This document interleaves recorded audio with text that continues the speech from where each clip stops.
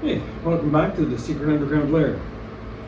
Very warm day here today, and yesterday we're in the middle of an Ontario heat wave with temperatures in the low to mid 30s and high humidity.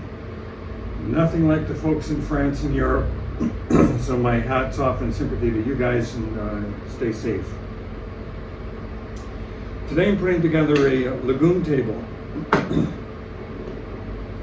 Now the lagoon table is fairly simple, but really a neat concept in that the table itself can be raised and lowered on this lower bracket, so I can raise it up and down, maybe about 3 or 4 inches.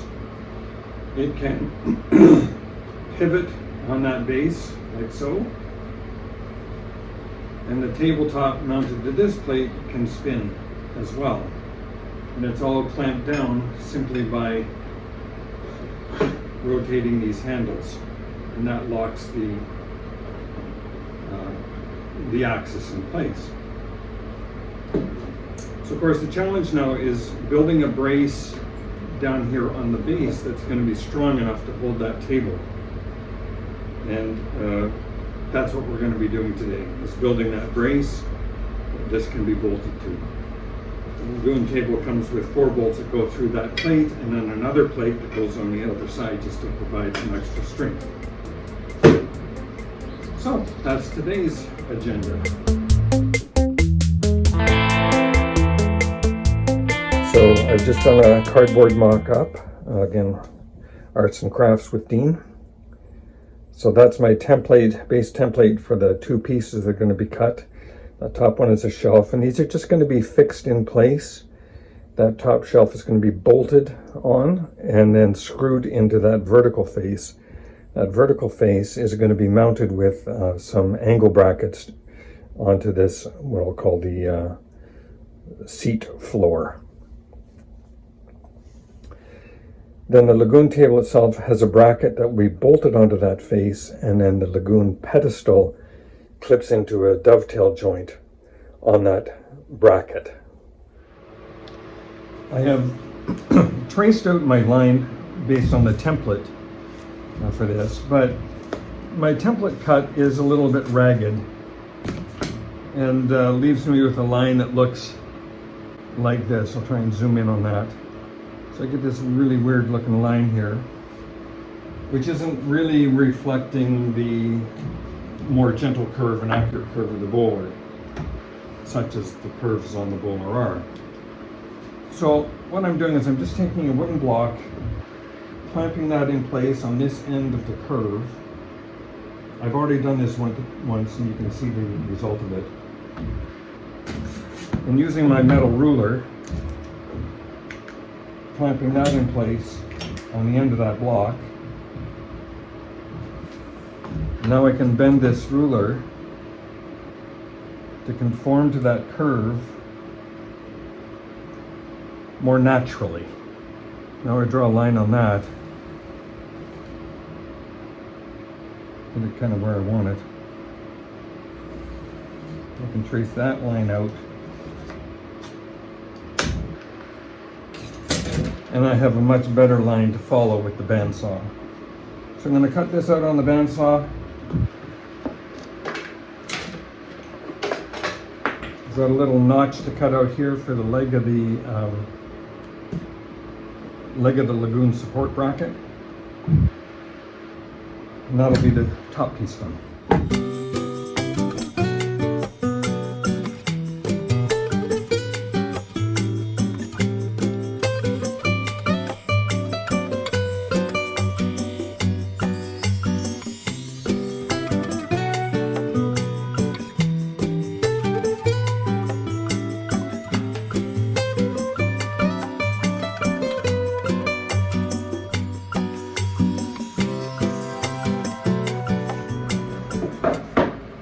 Now I know that I'm going to have to probably trim this a little bit, but I wanted to get it to rough shape first, and then we'll go give it a test fit and see how it looks.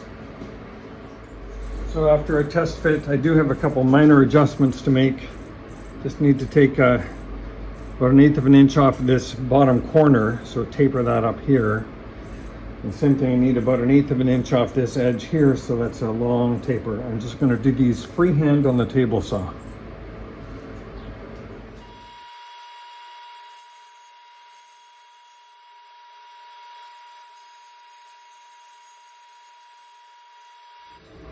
I'm happy with the fit of both this piece and the top piece. So now I'm going to lay out where this bracket here will sit on this face piece. So the lagoon table leg is right in the middle of that, which means I can now release this. That's on a little dovetail joint, so you can slide this up and down a little bit, maybe get 3 or 4 inches of play or travel there. And I want to basically, or essentially, center this thing on this faceplate. So I've drawn a couple vertical lines here where the leg is going to go. Now I'm going to draw a line where these outside edges are going to be.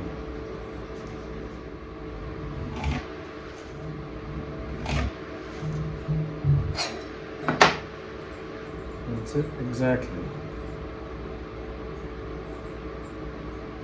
Now I don't have to be exact about perfectly centering it height-wise because there's vertical play here. So I'm just going to find 4 holes and drill them. Mark my 4 holes right.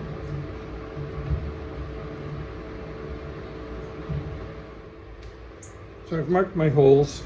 I'm going to drill the first hole and then use the backing plate on here to make sure that I get the other holes in exactly the right spot. I'll show you what I mean in a sec.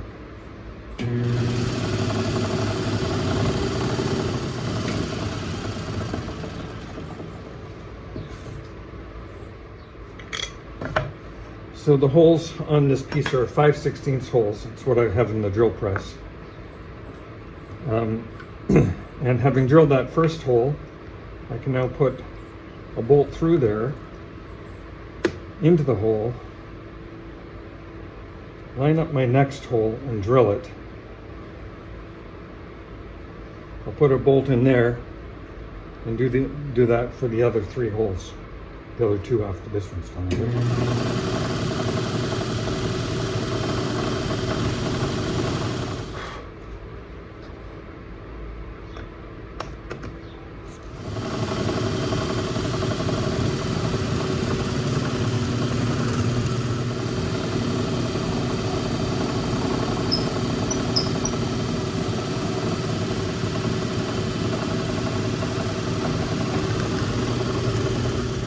And there we have all 4 holes in exactly the right spot, even though I had marked them and center punched them and everything.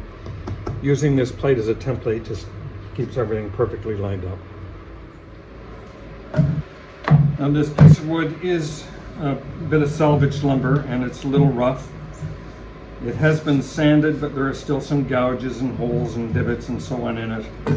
So I'm actually using some plastic wood to kind of clean this up a little bit.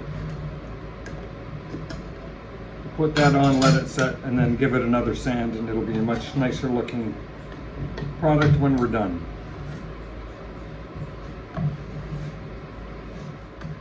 Okay, I sanded down the piece after putting on the plastic wood, so that's in good shape. And attached the leg onto the face piece. You can see these are the bolts that are coming through. They're locking nylock nuts, so they're not going to move. And I did a check to make sure that there's lots of clearance for these bolts, so I don't need to cut them off, and I'm not going to. So I'll just get these guys going, get them mounted, and then we'll go back out and see if we can screw this into place.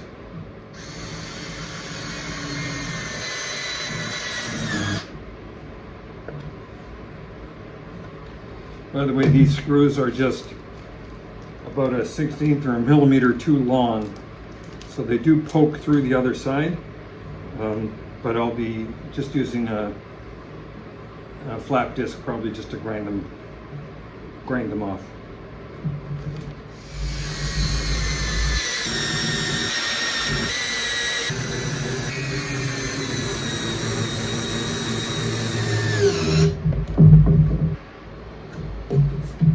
Alright, just going to give a little cleanup on the other side of this piece.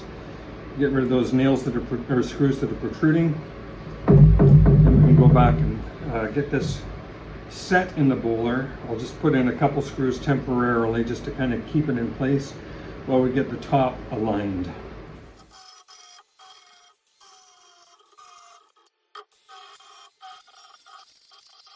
So here's the basic structure.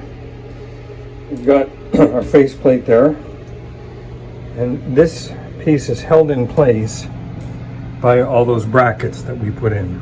So that's kind of keeping some lateral movement. There's a little bit of wiggle room as this bends, flexes a little bit. However, we're about to put in this piece.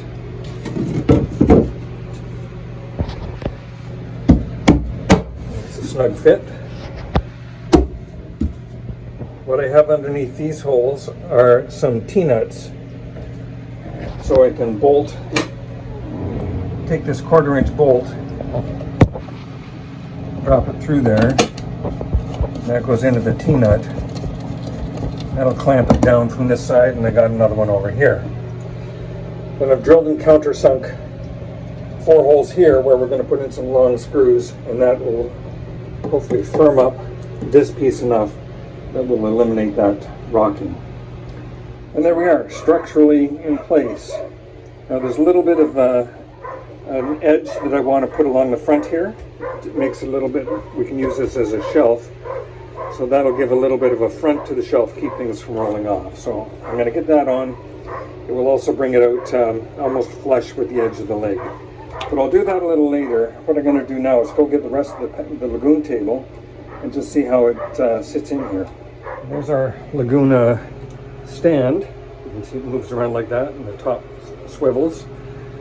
So our next bit to do is to cut our tabletop itself. The tabletop is going to be about the width of the distance between these 2 seats. In a pinch, it could double as a bed. That's one benefit of doing it that size, but the other, of course, is that when you're sitting in the seat, that's about where you want to have the table. It's about comfortable. So I'm just going to go in the shop, cut that down, and we'll bring it out for a fit.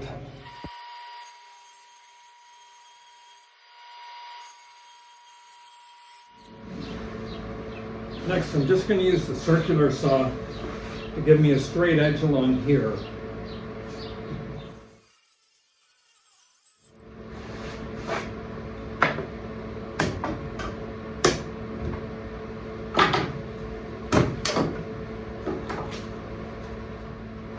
So I used the circular saw to cut this edge off square, but putting it into the trailer makes a lot more sense to have this cut at a curve to match the shape of the bowler itself. So I'm going to cut this off in a curve. We'll go back out to the trailer and determine where we want to cut the length of the table off. Have to keep in mind that this will the fridge door opening needs clearance, and if the table's too long, I can't open the fridge door. So make that adjustment after we cut this curve here.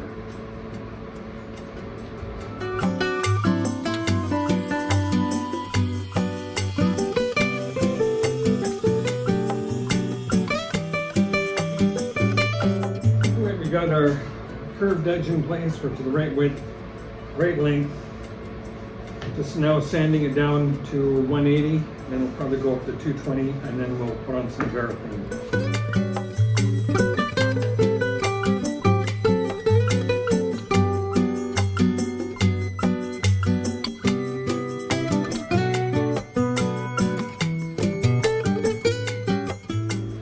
Alright, we are now sanded and ready for paraffin. So I have the bottom side exposed. I'm going to put 1 coat of paraffin on that, flip it over, put a top coat on, or 1 coat on the top, sand it, and put on a 2nd coat.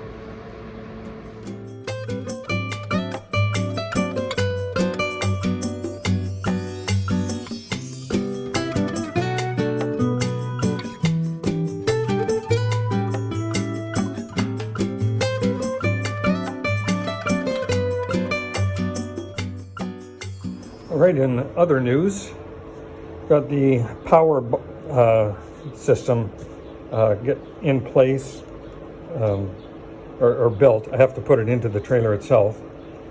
But fundamentally, we've got power coming in. This is 30 amps at 120 volts.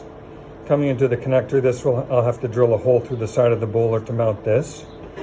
That'll come through 30 amps into this breaker box, where it gets split out into two 15 amp circuits.